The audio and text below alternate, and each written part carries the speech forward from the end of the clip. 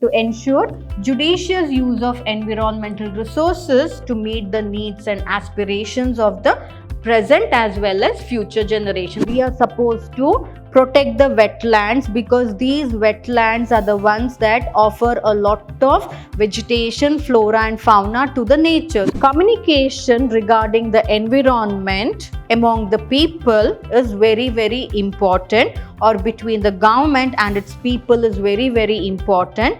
Why? Because otherwise the people will not be aware about what is happening around them.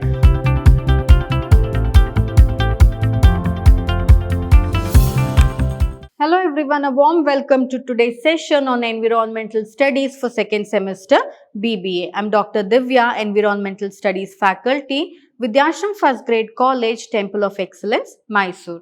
So in today's session, let us continue with studying Unit 7, that is Human Communities and the Environment. So in this session, which is the last session of this particular unit, let us learn about environmental communication and public awareness. That is, how to bring about public awareness about safeguarding the environment, various programs that have been launched in order to safeguard the environment, and also we shall learn about a case study wherein CNG vehicles have been introduced in Delhi in order to reduce pollution. So first, talking about environmental communication and public awareness. So environmental communication aims to bring about public awareness on understanding the changes occurring in the surrounding world and methods to overcome environmental threats. So here, communication regarding the environment among the people is very important, or between the government and its people is very important. Why? Because otherwise the people will not be aware about what is happening around them, how the environment is getting depleted around them, because it is the people who are living in this environment or ecosystem itself, it is their duty to protect the environment. So they need to know about it, what exactly is happening to the environment. So therefore, environmental communication aims in bringing about an awareness among the public sectors so that they can understand what changes are occurring in their surrounding, so that based on the changes they can try to correct themselves and therefore bring back the environment to a normal state. So in India, the environmental awareness gained importance since 1917. That is, the Environmental Protection Act was started, right, after the UN sponsored conference on the environment in Stockholm. That is in 1972. So in the 1970s itself, that is when the Bhopal gas tragedy had occurred, already it was there in the government's mind that we need to do something or bring strict rules and regulations to safeguard the environment. And those actually came into force when the people of India participated in one of the conferences that was held in Stockholm regarding environmental issues. And that is when, so from 1972 onwards, a lot of strict rules and regulation and public awareness has been brought about to safeguard the environment. So the Indian government took many environmental related friendly activities or environmental friendly activities in order to make the people understand the importance of the environment. And the Ministry of Environment and Forest was established, and under this Ministry of Environment and Forest, a lot of laws were put on environmental protection in the year 1986. So from 1986 onwards, a lot of rules and regulations were framed in order to protect the environment. What were the different acts put forth by the government or the parliament? All that we have studied in the previous sessions, right? So you can just have a look there. So what are the objectives of India's national environmental policies? I told you since 1970s onwards, a lot of environmental policies have been come up. So what are the objectives of these environmental policies? Let us look into. So the main objective is to protect and conserve critical ecological systems and resources. That is, whatever ecological resources are at the critical stage of becoming depleted, we need to try to protect and conserve such depleting resources. So that was the first policy. And to ensure equitable access to environmental resources and quality for all sections of the society. So whoever is living in the society, they should have equal rights to all the natural resources that are available on this planet, and in particular to ensure that poor communities which are most dependent on environmental resources for their livelihood are assured secure access to these resources, and make rules and regulations. Especially we talked about the tribal rights, right? How rules and regulations were framed for them so that even they can make use of the resources, because that is the only natural resources they are depending on for their livelihood. So to ensure, and also to ensure judicious use of environmental resources to meet the needs and aspirations of the present as well as future generation. That is sustainable development. Even this also we learnt in the previous session. So this entire topic is connected to the previous sessions that we have studied of different units itself. So here, sustainable development. Use it valuably in the present generation so that the next future generation can also get to use those particular natural resources. So that is also one of the objective of the National Environmental Policy. To integrate environmental concerns or to incorporate environmental concerns into policies, plans, programs and projects for economic and social development. So in turn, try to save the environment, bring about various projects and plans to save the environment. Therefore, in turn, saving the environment can also improve the economic development of that particular country. Next is to ensure efficient use of environmental resources in the sense of reduction in their use per unit of economic output. That is, to minimize adverse environmental impacts. Only use how much is needed for that particular time. Do not overuse or misuse it. Otherwise, in the future years, scarcity will come up, which will lead to a lot of adverse environmental problems. So therefore, according to the economic importance, make use of the environment quite wisely. And to apply principles of good governance, that is, to have transparency, rationality, accountability, reduction in time and cost, participation and regulatory independence, that is to manage and regulate the use of environmental resources. Always there has to be proper principles applied, wherein those principles should be followed in order to manage the use of resources in the environment. So that is also one of the objective.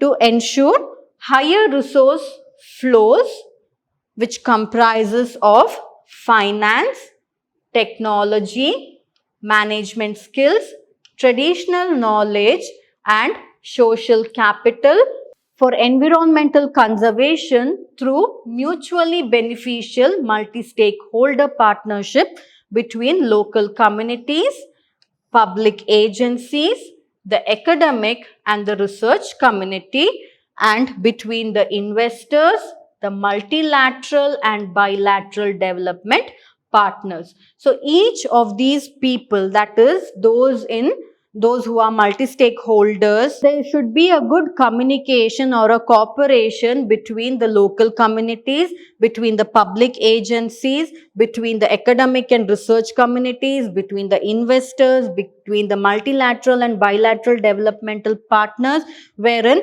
each of these sectors should work in harmony in order to ensure that proper resources is flowing continuously in the nation. It is not that one resource is being exploited to such an extent that it has completely become depleted and you have to wait for thousands of years. Say for example, petrol. Make sure that petrol is available throughout the year, not just that misusing petrol throughout one particular half of the year and then struggle in the next half because of scarcity of petrol. So that is how, so all these people should come together and give proper plans to make use of the environmental resources in such a way that throughout the year the environmental resources tends to flow. So this is about the objectives. So next let's talk about the programs for public awareness. So public awareness, how can you bring about public awareness about the environment? If you just keep quiet, nobody will be interested in the environment. Instead, you can put forth various programs, workshops, or you can give various talks or advertisements and all that, so that people will come to know about the environment in which they are living in and what they need to do towards safeguarding this particular environment. So the best public awareness nowadays, all are social media freaks, right? And we tend to learn a lot from it. That is, there are various festivals that have been put forth, various that is, days have been celebrated which contributes towards environmental protection. So I've listed a few here. So say for example, February 2nd has been recognized as World Wetland Day. So when February 2nd comes, various workshops and all can be planned on that particular day, so that people will come to know, okay, February 2nd is World Wetland Day. What are we supposed to do? We are supposed to protect the wetlands, because these wetlands are the ones that offer a lot of vegetation, flora and fauna to the nature. So that is why. Next is March 21st, we have World Forestry Day. So people will come to know about it, and they'll have, and it will also provoke them to contribute something towards the environment. Next, April 22nd celebrated as Earth Day. Then we have June 5th, wherein World Environment Day is celebrated. July 11th, World Population Day. Then Hiroshima Day. So every day, why Hiroshima Day? Because maybe we all have read about Hiroshima. What about the future generation? So when such days are celebrated, like August 6th is Hiroshima Day, it will remind every people of the world that there was such a black day in Hiroshima on August 6th, wherein nuclear bombing was done, and what havoc this nuclear bomb had created, and even today how the people of Hiroshima are suffering. So all that people will come to know, and it will actually make them understand, okay, we are not supposed to go in for nuclear war. Nuclear weapons should be abandoned. An idea will be brought to them. So that is why all these days are celebrated. Next, we have World Ozone Day. So some people will not even know what ozone is. So when somewhere programs are conducted about World Ozone Day and all that, so people will come to know what ozone is, what is its importance, why we need to protect the ozone, how we can contribute towards protecting the ozone, all that they will come to know. Next, September 28th, Green Consumer Day. So like this various programs, have been put forth, where when on these days, when some functions or some programs or some workshops are conducted, it will bring awareness about the public and their role towards the environment. Next, what are the personal activities that can be made so that people can participate in those personal activities, creating awareness, and also these personal activities, how can it create an awareness among the public or the people? So what we can do? So we can join a group to study nature, such as there is World Wildlife Fund, that is WWF1, or BNHS, or any other organization. So when you become a member, they will give you some brochures and all that about what they are doing and how you can participate and contribute towards these organizations, wherein they will try to protect the nature. So World Wildlife Fund is a very beautiful organization wherein you can get a lot of goodies there. You can buy. So when you buy something from that particular organization, the money that you give will go towards saving the wildlife. So that is how you can just join such groups and contribute towards saving the environment. Or read newspaper articles and periodicals such as magazines. So there are various magazines such as Down to Earth, then WWF1, then newsletter, that is WWF1 newsletter, BNHS, Hornbill, Sanctuary magazine. So when you read all these magazines, you will get an idea about the environment, what is happening in the environment, and also you can contribute your own ideas towards safeguarding the environment. So when other people read it, they can try to follow it. Next, discuss environmental issues with friends and relatives. This is actually a very good topic, and also it is quite interesting, wherein the time just passes off, like what is happening in the environment, what can be done, what issues are there in the environment. So all this discussion will help in exchanging knowledge and also giving knowledge about safeguarding the environment. Or join local movements or organizations that support activities like saving trees in your locality. So you might have seen some road construction is going on, and they're supposed to fell a tree, then suddenly a group of people will come protesting. Who do you think these people are? They're just some random local people who are there, who have formed groups, and their main aim would have been to protect the environment. Like that, join such groups wherein such activities like protecting trees in your locality, reducing the use of plastics, going for nature treks, practicing 3 Rs, that is reduce, reuse and recycle. Such group people, if you see them, they'll never use anything made out of plastic. So such clubs, when you join, it will inculcate an interest in you also to ban the use of plastic. So all that small things can contribute towards saving the environment.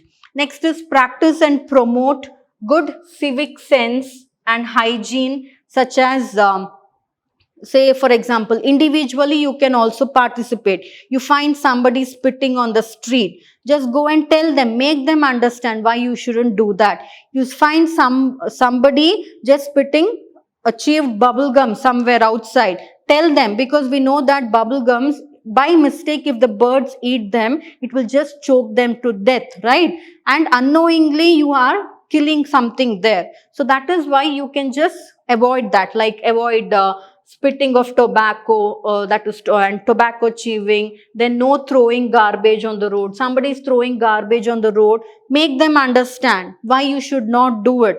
So likewise, you can bring awareness and stop people from urinating in public places, because it's quite embarrassing.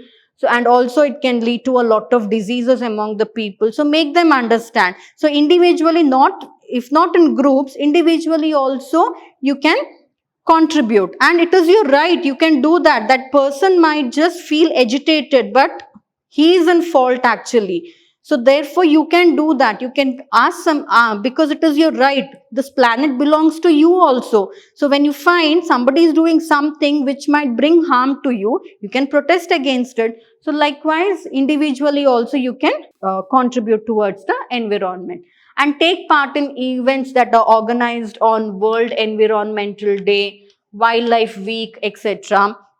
So that you go and sit there for their workshops and you learn about the mother nature and all that, and visit a national park or sanctuaries, or spend time in some natural habitat, so that when you spend time there, you will understand the difference of living where nature is not there, and difference of being amidst the nature. So that will also inculcate some interest in you to protect the environment. So all these are the personal activities that can be done by your own interest, other than always waiting for the government to bring some rules and regulations. Why should the government frame some rules and regulations? Aren't we educated enough?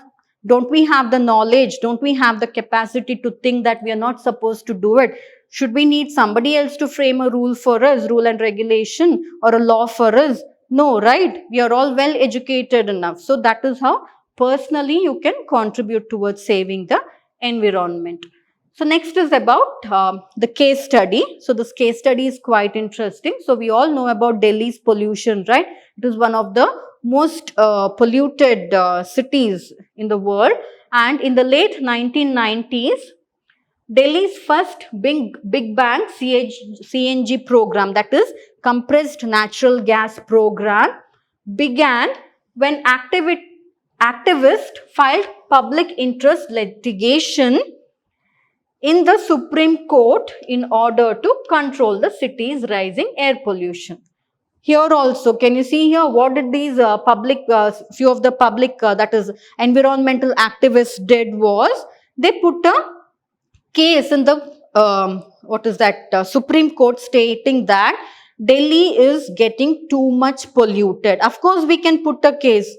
When can you put a case? When you are not contributing for a pollution, you are right on your side, because you have the right to live in this particular planet, and the planet has to be in a good condition if you need to live in it healthy and happy, right? So that is how you can, what these people did was they put a case wherein stating that the city's pollution is rising and nothing is being done towards it. So the Supreme Court, what they did was they took up the case and they set up the Environment Pollution Prevention and Control Authority in the year 1998. So in 1990 actually the case was filed. In 1998 a verdict was put forth, or the Supreme Court advised to control pollution. So what they did was they ordered the Delhi government to convert the city's entire bus, that is public buses that were running, from petrol to compressed natural gas. Stop using petrol and diesel run buses. Instead, go in for the compressed natural gas. So that is what the Supreme Court had put the verdict. And the state-owned GAIL company. So GAIL company was the company that actually produced this particular compressed natural gas. So the Supreme Court also ordered the GAIL company to produce natural gas in a larger extent or in larger quantity. So they asked to increase the number of CNG stations in the city from 9 to 80. So by the time 2000 reaches, there was only 9 compressed natural gas stations in the city of Delhi. So the Supreme Court ordered that the GAIL company should set up around 80. So once 2000 reaches, the year 2000 reaches, there should be at least 80 compressed natural gas stations in Delhi. That is what they ordered. And the Supreme Court also ordered that all the vehicles before 1990, so be it the autos, the taxis, all these vehicles which have come before 1990, they should convert to clean fuels by 2000. So for them also a deadline was given. So those vehicles which were manufactured before 1990, all those vehicles should actually convert to clean fuels. That is, they should start using compressed natural gas by the year 2000. So that is what the verdict the Supreme Court had passed. So the Delhi government was supposed to submit a report on that as well about the improvement. So in 2003, a report was submitted by the Central Pollution Control Board, which showed that Delhi appeared to be breathing easier because of all that, because of few of the public people or environmentalists, because they put a case against the Delhi government stating that nothing is being done to curb pollution in Delhi. So the Supreme Court had ordered or put a verdict as to what has been done, and it had also ordered the Central Pollution Control Board to actually give a report on that. And in 2003, based on that, a report was submitted by the Central Pollution Control Board stating that Delhi is breathing easier, means the air pollution has been reduced in Delhi. And the Supreme Court noted the data and observed that air quality had improved considerably since 1996. But did this last long? No, it did not last long. So, but this did not last long as the demand for CNG could not be fulfilled Thereby, the Delhi government failed to replace diesel buses with CNG run ones. What did they say? By 2000, all the public buses should be converted into compressed natural gas. They should run using compressed natural gas only. But because the availability of compressed natural gas could not be fulfilled according to the demand, the government was not able to fulfill the deadline. That is, by March 2001, the deadline could not be fulfilled because there was no enough compressed natural gas that was available. But the capital's effort in curbing pollution was appreciated. But still they did a lot. Many number of buses they replaced, old vehicles they abandoned, they converted the old vehicles to make it more fuel efficient. All that they did, but in spite of that, they were not able to fulfill the deadline. But still, Supreme Court appreciated the efforts put by the Delhi government in order to curb the pollution, because at least some amount of air pollution had been reduced because of the verdicts given by the Supreme Court. So this was about the case study. So why did they order for compressed natural gas? They could have gone for something else, right? Compressed natural gas has its own advantage and disadvantages. What are they? Let's look into. So first is lesser running cost, and they are very easy on the engine. That is, they give longer shelf life to the engine, and also the maintenance cost of the engine is also quite low when compared to petrol or diesel. That is the advantage. And it reduces the demand for finite petroleum supply. There is no need of entirely depending on petroleum itself throughout. If petroleum is not there also, compressed natural gas is available throughout, which can be used. And reduction of carbon monoxide emission by over 90%. So petroleum products actually release a lot of carbon monoxide to the atmosphere, which causes pollution. By using compressed natural gas, 90% of the carbon monoxide emission to the atmosphere can be reduced. So therefore, it is a green gas. And drastic reduction in the relative hydrocarbon emission by over 80 to 93%.